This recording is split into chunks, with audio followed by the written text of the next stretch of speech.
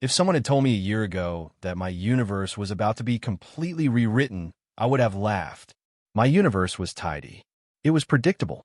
It consisted of my cramped one-bedroom apartment, the quiet hum of the university library, and the vast, silent equations of space-time that I was failing to comprehend. My life was a set of established variables, a closed system with no room for chaos. And then Julian became a variable I never saw coming. He wasn't a supernova. He was more like a black hole, a gravitational anomaly I first noticed from safe distance, sitting in the back of my Astrophysics 301 lecture.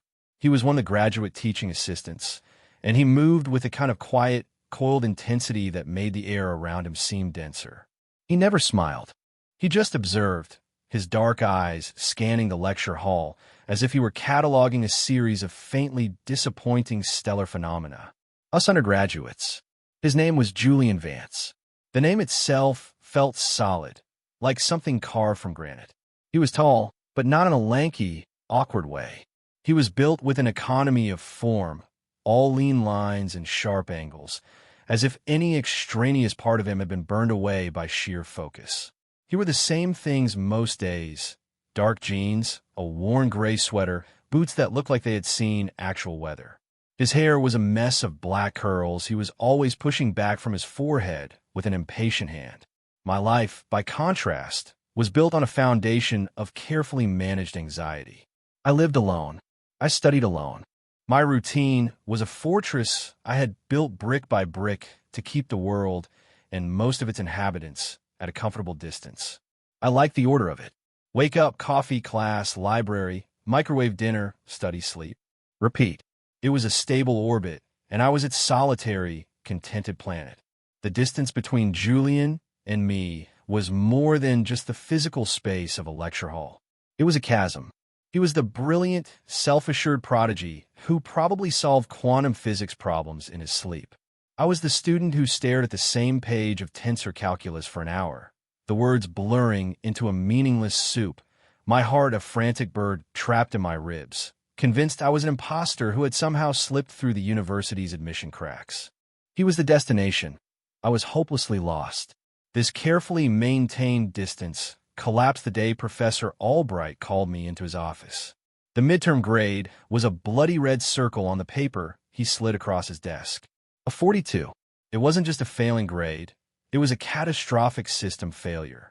Leo, he had said, his voice laced with a weary sort of pity. You understand the concepts. I can see it in your homework. But you freeze on the exams. We need to fix this, or you won't pass.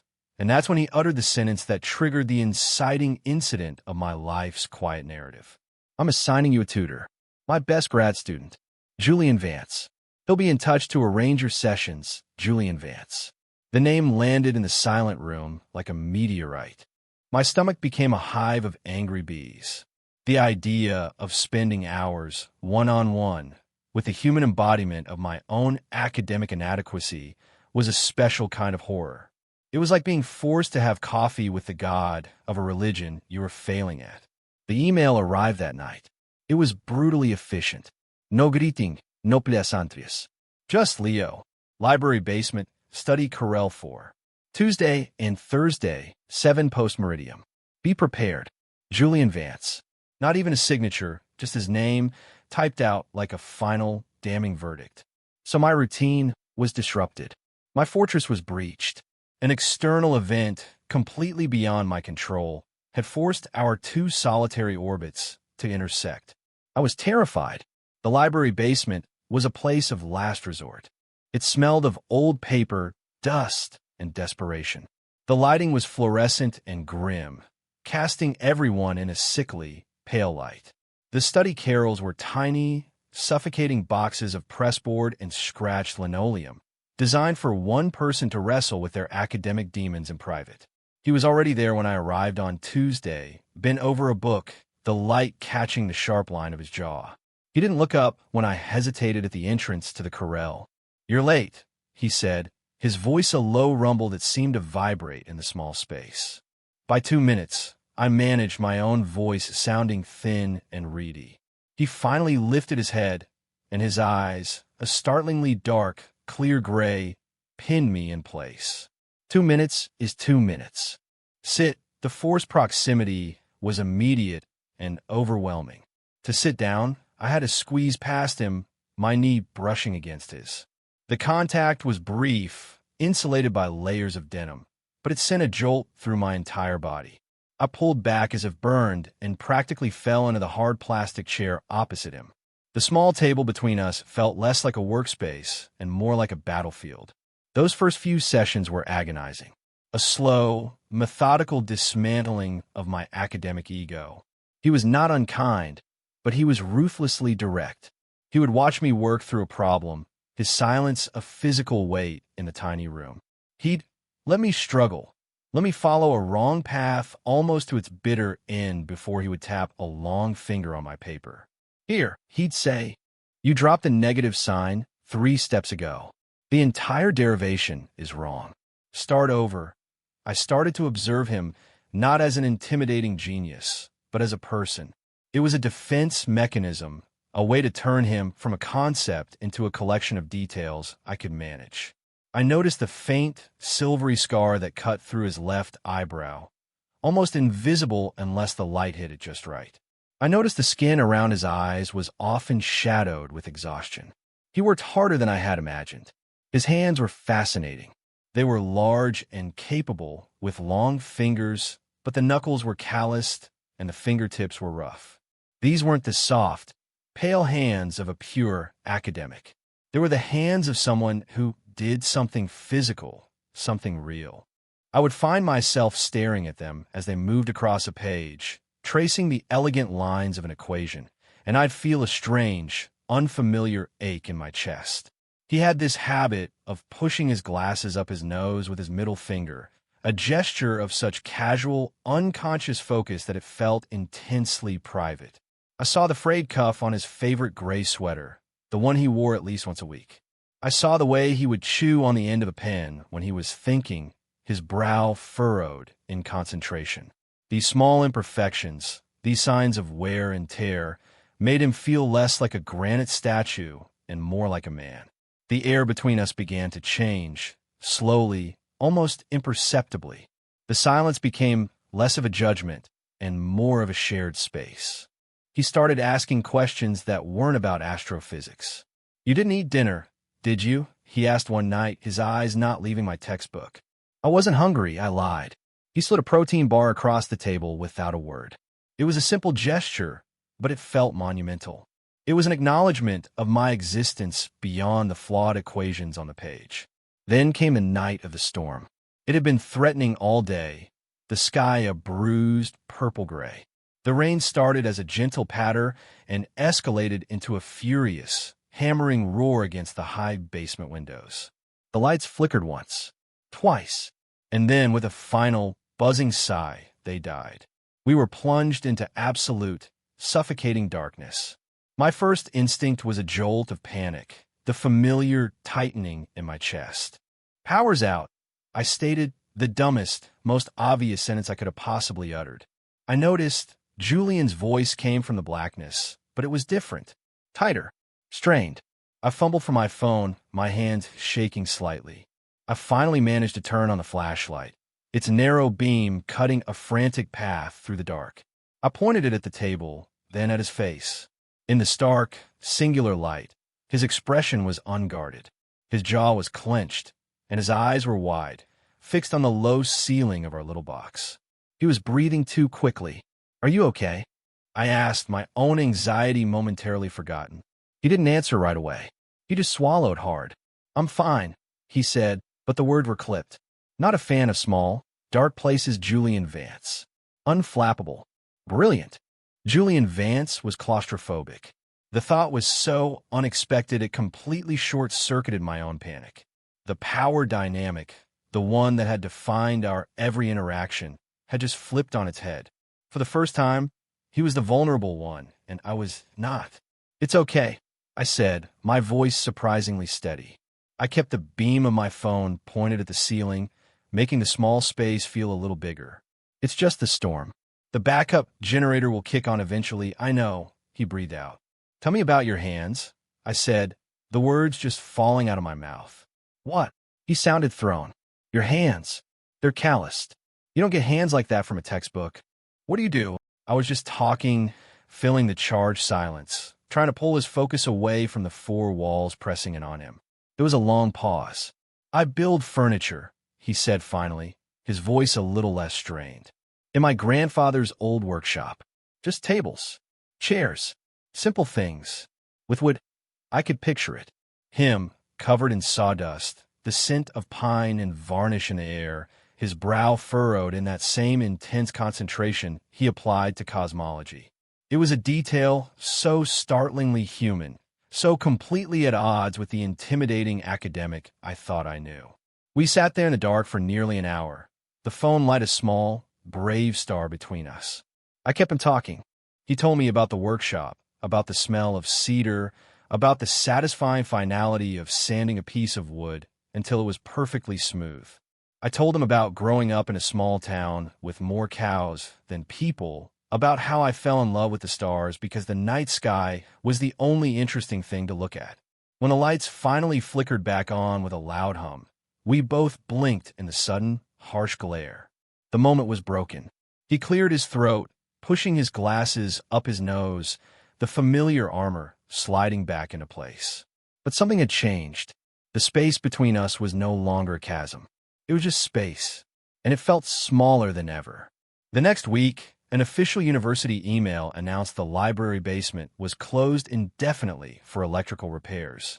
Julian sent me another one of his brief, command-like texts. My place. Tonight. 7. Address attached. My heart hammered against my ribs all day. Going to his apartment felt like crossing a threshold into a new, uncharted territory. The library was neutral ground. His home was his. He lived in a small, second-floor apartment over a quiet bookstore. The air on the staircase smelled like old books and coffee. When he opened the door, I was hit with another scent, turpentine and sawdust, a faint, clean smell that was purely him. The apartment was one large room, chaotically neat. Books were not just on shelves. They were in towering, precarious stacks on the floor, on the kitchen counter, on the windowsill. A huge, half-finished wooden table dominated the center of the room, its surface covered in schematics and tools. In the corner, a simple mattress on a low frame. The only real light came from a single, gooseneck desk lamp, which cast a warm, golden circle on a small, cleared space on the floor where he had spread out our textbooks. It was an island of light in the sea of shadows, an intimate, private world. We worked for hours, sitting cross-legged on the floor, our knees sometimes brushing. Every accidental touch was a spark against my skin. The city's sounds were muffled and distant. It felt like we were the only two people in the world. I was wrestling with a particularly brutal problem set on gravitational lensing. My brain felt like sludge. I groaned, dropping my pencil and letting my head fall back against the leg of the sofa. I don't get it. I'm never going to get it. I'm too stupid for this. The words were bitter with a week's worth of frustration. Don't say that, he said, his voice quiet but firm. Why not? It's true, I muttered, closing my eyes. It comes so easily to you. You're a natural genius. I'm just a rounding error. I expected him to argue, to offer some empty platitude. Instead, there was a long silence. I opened my eyes. He was looking at me, his expression unreadable in the dim light. Almost failed my first year of undergrad, he said, the confession dropping into the quiet room like a stone. I stared at him, sure I had misheard. What? Physics 101. Got AC-. My advisor told me to pick a different major. He wasn't looking at me anymore, but at his own hands, turning a pen over and over. I'm not a genius, Leo. Nothing about this has ever been easy for me. I lock myself away and I work until I understand it. Because I was terrified of being the person everyone thought I was, the kid from the wrong side of town who got in on a scholarship and was bound to flunk out. The vulnerability was staggering. It was a crack in the granite, revealing something raw and real underneath. He was just as scared as I was. He had built his own fortress, not of routine, but of relentless, punishing work. My own fear felt small in comparison, but his honesty demanded my own. I'm afraid of failing this class, because it feels like If I can't understand the universe, then I can't understand anything. And my own life will just be this small, pointless little thing. My voice cracked on the last few words. I felt explicit, stripped bara. The admission hung in the air between us. The only sound was the faint buzz of a lamp. He had stopped fidgeting with the pen. He was just looking at me. And the way he was looking at me, it was like he was seeing me for the first time. Not as a student, not as a problem to be solved, just as me. My breath caught in my throat. This is it, a voice in my head whispered. This is the moment before everything changes. He started to lean forward, his movement so slow, so hesitant, that it was a question in itself. His eyes searched mine, asking for permission. I could have pulled back. I could have made a joke. I could have retreated to the safety of my own solitude. I didn't move. I couldn't. I met him halfway. His lips were softer than I could have ever imagined. The kiss wasn't frantic or passionate. It was a discovery. It was hesitant and questioning and deeply, terrifyingly honest. His hand came up to cup my jaw, his callous thumb stroking my cheek, and the contrast of rough skin and gentle touch sent a tremor through me. It tasted of coffee and exhaustion and a loneliness that mirrored my own. It was a kiss that said, I see you. I'm scared too. When he pulled back, it was only by an inch. His forehead rested against mine. His eyes were closed. Leo, he whispered, my name a breath of sound. I didn't know what to say, so I just kissed him again, a little more certain this time. The equations and the fear and the universe outside this small circle of light all just faded away. I woke up to the gray, watery light of dawn filtering through the large, uncurtained window of Julian's apartment. For a moment, I was disoriented. The scent of him, sawdust and old books and sleep, was on the pillow, on the blanket tangled around my legs. The memory of the night before came rushing back in a dizzying, heart-stopping wave. The hesitant kisses that had turned into something else entirely. The hushed words. The feeling of his skin against mine. Then I realized the other side of the bed was empty. Cold. I sat up, my heart starting a frantic, panicked rhythm against my ribs. The apartment was silent. Too silent. On his pillow was a piece of paper torn from a notebook. The handwriting was a sharp, angular scrawl. Had to run to the lab. An experiment. Coffee's on. That was it. No. I had a great time. No talk later. Just a statement of fact. An experiment. Coffee's on. The cold dread that washed over me was immediate and absolute. It was a mistake. Of course it was a mistake. For him, it was a moment of weakness, a stress-induced lapse in judgment. For me, it was a seismic shift, a complete reordering of my personal cosmos. But for him, it was just an experiment. And now the experiment was over, and he had run back to the safety of his lab. The self-recrimination began its vicious spiral. I was a fool, a convenience. He was vulnerable, and I had taken advantage. Or worse, he had taken advantage of me, and I had been too pathetic and starstruck to see it. The intimacy we had shared felt cheapened, soiled by the empty room and the brutally concise note. I couldn't stay. I couldn't sit there and drink his coffee and wait for him to come back and deliver the gentle, pitying rejection. I scrambled out of the bed, my clothes a discarded heap on the floor. I dressed with clumsy, shaking hands, my own skin feeling alien and strange.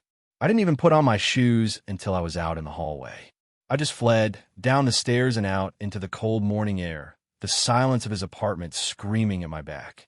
My own apartment, my former sanctuary, felt like a cage. The quiet that I had once cherished was now a suffocating void, filled with the echo of his absence. Every tick of the clock was a mockery. I replayed the night over and over, searching for the moment I had misread everything, the clue I had missed. Our next session was scheduled for the next day. I couldn't face him. I sent a text, my thumb hovering over the screen for a full 10 minutes before I could press send. Hey, not feeling well. Can we cancel for tonight?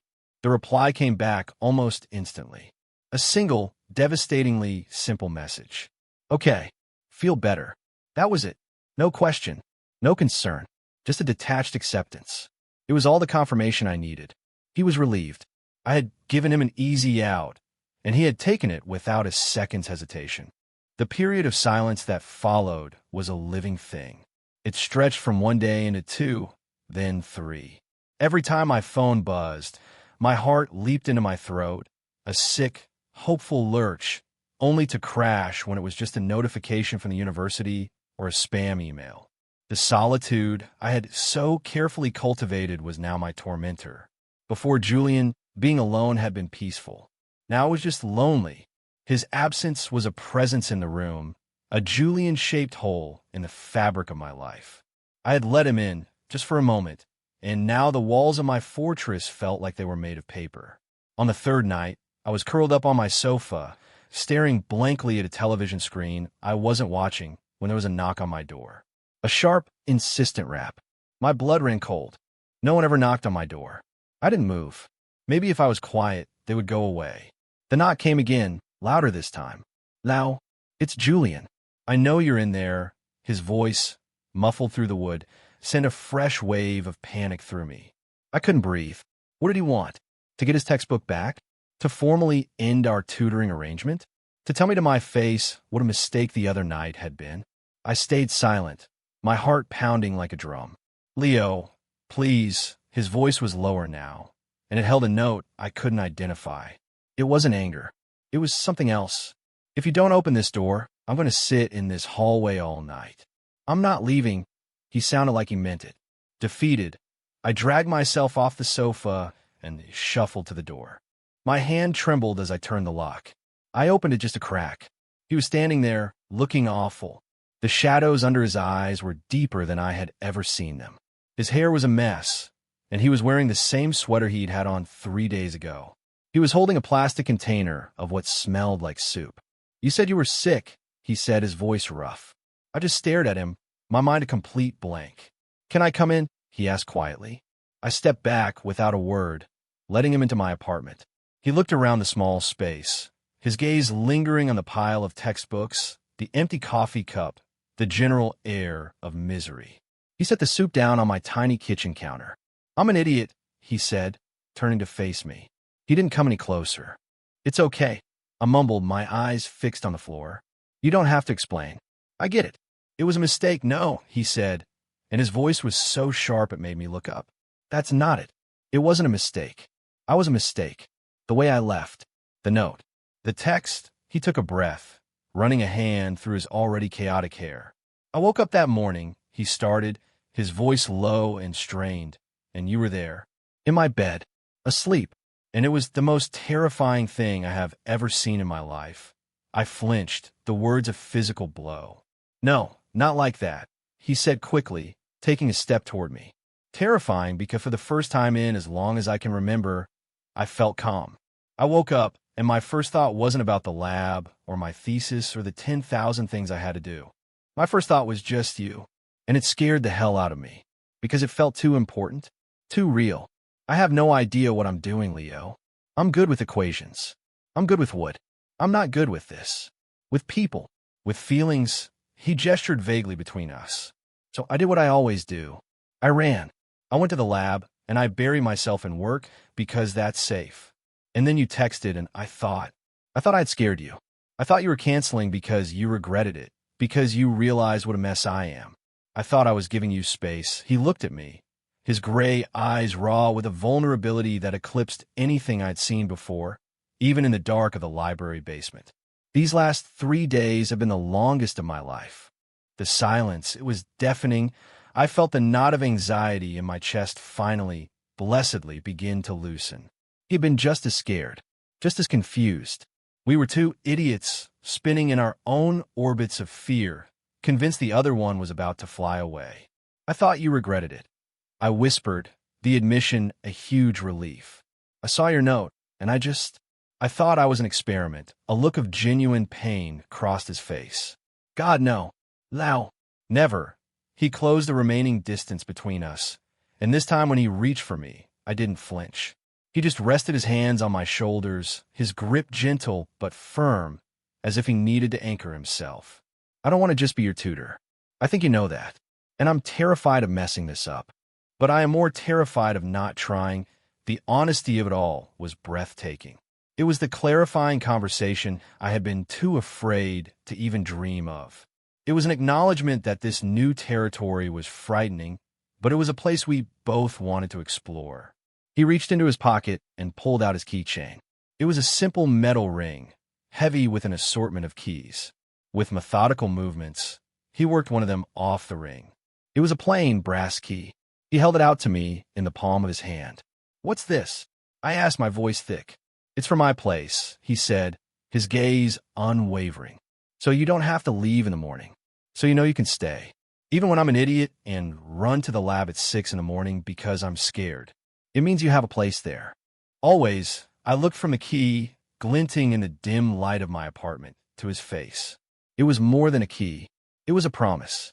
It was a tangible act of commitment, an anchor in the swirling chaos of our mutual fear. It was the most romantic thing anyone had ever done for me. My fingers trembled as I took it from him. The metal was cool against my skin. I closed my hand around it, the sharp edges digging into my palm. A real, solid thing. "Okay," I said, a single word that carried the weight of everything. "Okay, I'm scared too. Okay, I want to try. Okay, I'll stay." He let out a breath he seemed to have been holding for days, and a slow, tired smile finally touched his lips. It transformed his whole face, erasing the lines of exhaustion and stress. And in that moment, I knew my tidy, predictable universe was gone for good. And I had never been so happy to see it go. The next morning, I woke up in his bed again. The light was just as gray, the air just as still. But this time he was there. He was still asleep, his arm thrown over my waist, his breathing a slow, steady rhythm against my back. The quiet wasn't empty anymore. It was full. It was peaceful. I didn't run. I stayed. I watched the dawn creep into the room, tracing the lines of the books on his shelves, illuminating the fine layer of sawdust that seemed to cover everything. It was a chaotic, beautiful mess, and it felt more like home than my own meticulously ordered apartment ever had. Our new routine found its own gravity. We didn't talk much in the mornings. He would shuffle to the coffee maker while I would find 2 mismatched mugs from his cupboard. We would sit at his half-finished kitchen table, the silence comfortable, punctuated only by the sound of sipping coffee and the rustle of a turning page. My astrophysics textbook found a permanent home on his desk, nestled amongst his own graduate-level research papers. Tutoring sessions bled seamlessly into dinners, which bled into nights spent tangled together in his bed. He would explain the complexities of stellar evolution to me, and I would make him stop working to actually eat a real meal. We were balancing each other's equations. One evening, while we were making pasta, he came up behind me and wrapped his arms around my waist, resting his chin on my shoulder as I stirred the sauce. He didn't say anything. He just held me. In that simple, domestic moment, all the lingering traces of my anxiety, the fear that this was too good to be true, simply evaporated. This was real. This was our new normal. I did not end up failing astrophysics. In fact, I passed the final with a B+. Julian was prouder than I was. But looking back, I realized that failing that midterm was the single most important thing that ever happened to me. It was the catalyst, the external force that knocked my solitary life out of its stable, lonely orbit. Julian wasn't a distraction from my life. He was a disruption to it. A beautiful, chaotic, wonderful disruption. He was the variable I never counted for, the one who came in and showed me that my closed system wasn't safe. It was just small.